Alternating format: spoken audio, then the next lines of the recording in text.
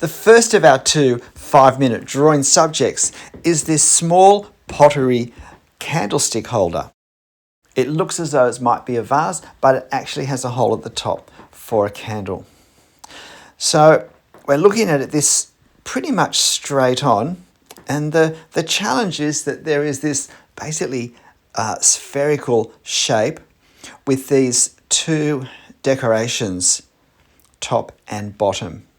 And I've turned it slightly away from us so that it's just that much more difficult to get the perspective angles of those two little handles, I suppose, decorative elements at least.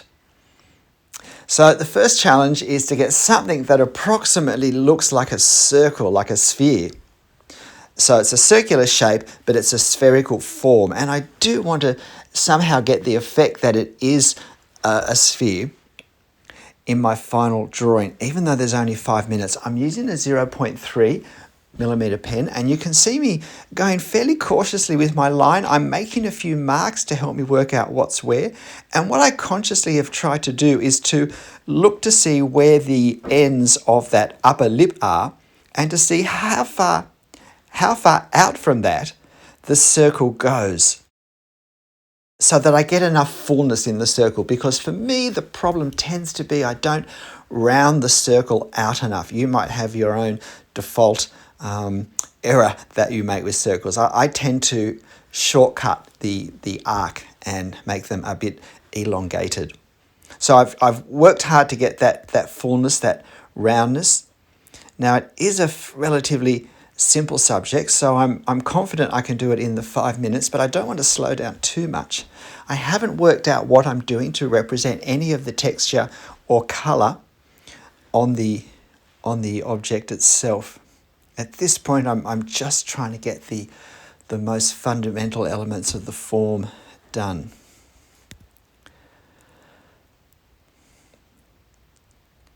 I have another reference photo of this same candlestick holder, looking down on it, a more complex view, which we'll use for another 5-minute drawing video in the future. But I thought we'd start with the more simple form, and I think it's an ideal 5-minute exercise. The problem with these 5-minute exercises is that when the 5 minutes is up, I want to keep drawing. I don't know if you have that problem as well, but that's great, because if we walk away wanting to draw longer, that's going to encourage us to come back to drawing sooner if we possibly can. There's no reason why we can only do one 5-minute drawing a day. So I'm looking at these horizontal bands, lines indented into the pot, because they give a sense of curvature, because they become further apart as they, if you like, get to the equator, and then they get closer together as they go down towards the South Pole. So I decided to put these lines on. Now it's tricky with a pen, because a pen gives a very definite line, and yet these indents have a slightly blurred feel to the lines, and so I want to convey that as well. I don't want to create a sharpness that isn't in the original. So it's not just creating form, but it's also creating something of the feel of the texture. It really comes down to what we think we can do usefully in 5 minutes, of course. But because this is such a relatively simple shape, it does give us a little more time just to play around with a few things. And I can take risks in a 5-minute exercise, which is great. So I'm doing some hatching lines here. And I think if I had just even a couple more minutes, I would have done some hatching lines first to try and represent the local colour. And I would have done those in a vertical pattern. And then I would have done these horizontal hatching lines for shade on top of that. But I can see at this point that I don't have nearly enough time for that, because my time for this 5-minute exercise is almost up. I hope you give it a go drawing it. You'll find this on my channel community page, this reference photo, and you can have a go yourself. And maybe you can do the other one when I post that. But for now, I just strengthened some of the lines down the bottom, and then I decided just to try and represent a little bit of the glazing pattern, the downward dribble effect that we get in the glazing. So, but I realised I started and then realised I really don't have enough time to do anything worthwhile with it. So again, it just leaves me wishing I had more time on this little simple pottery candlestick holder. How much will you be able to draw in 5 minutes? And of course, if you want to make it 10 minutes, who's going to know? If you're having a good time and you've got time to keep going, then why not keep at it? For a good contrast to our candlestick holder, we have this dome on the top of a tower in Sydney. So I start by doing a rough centre line down the page. I'm not sure why I keep doing this because it doesn't always seem to work very well for me. But I think what I should do is just do one in the actual part that I'm working on, particularly when I'm working in the centre of a tower and not at the top. Now, one of the really important things where there are these curves is to get that perspective theory rule correct, where as the curves get higher, they get rounder, and as they come down closer to eye level, they become flatter. Now you'll see how I construct this squashed dome tower turret, as I think of them as. I like to draw the almost donut shape separately. At least that's how I visualize it in my mind. And then I center the part that comes down onto it. Now I make a mistake with the right hand side coming down onto it, and I've made the top of that next section too wide, which now means this bit I'm drawing now is too wide and my tower goes up too wide. So I've lost something of the elegance of the shape, I think. And I think the right-hand side curve of the donut doesn't quite go out far enough as well. And that's another problem I seem to have. I think being right-handed, I draw curves on the right-hand side of objects less easily, and because I can't move the paper and I have a light in the way of my elbow when I draw as well, it does make it a bit constrained. So I hope you have a better experience of that. And so now I've re-established a different center line that actually does now center for this upper part on what I've done further down below.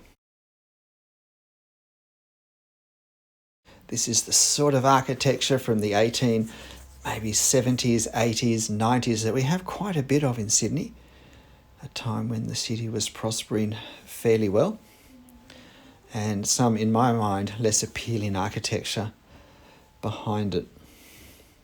So we've got now this strap-in that comes down, and again, look how I work it out. I found this for me is the most accurate way of this sort of decorative strap-in down these turrets. I do the curve part first and then I come down to meet them. So if you haven't tried doing it this way, why not have a go? It may just be more accurate than what you're doing at the moment. But if you've got a great system that's working for you, then good luck and stick to it.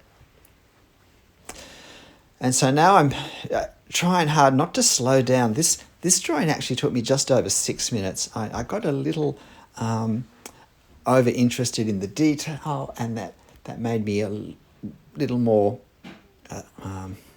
inclined to look for greater accuracy than I really can justify in a 5-minute drawing. And so now just trying to work out where I will start this next bit down here and get that gap. And I try and look at it as a vertical drop from the underside of the donut. But I'm also aware that it's a little bit tricky to look at without that darker shadow there too, because that does change the proportions. That in effect drops the apparent base of the donut.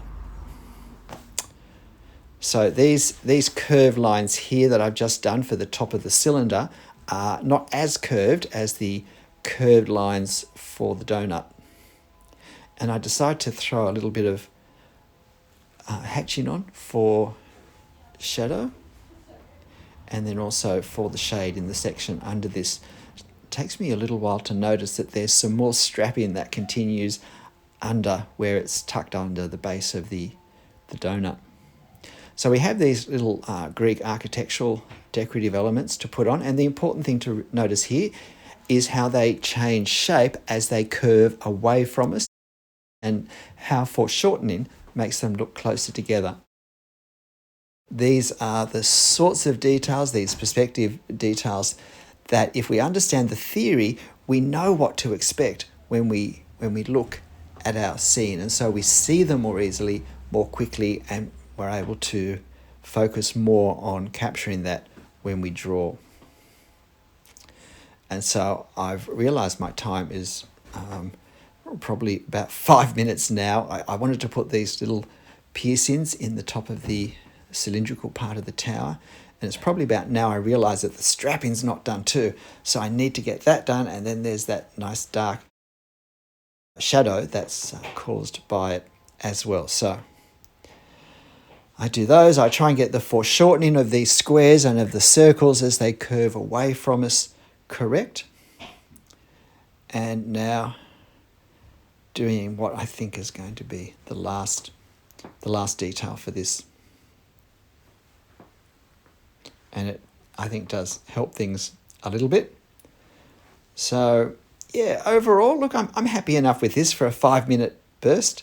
But I am annoyed that I haven't brought that right-hand side of the top part of the tower and the squash dome close enough to the centre. But otherwise, I think it's looking okay. G'day, I'm Stephen Travers. I hope you found this video interesting, but more than that, I hope it also encouraged and inspired you to have a go at doing some 5-minute drawings. 5 minutes is such a short period of time. If we have our references ready, if we have some paper to hand that we can just draw on really quickly, it's a chance to hone our drawing skills and our drawing eye and our enthusiasm for drawing every day, or even several times a day. And invariably, it'll leave us wanting more, which is a great way to start the next drawing session. But look, whatever you draw, however you draw it, whatever time it takes you to draw it, make sure you're having fun. I'll see you next time. Bye.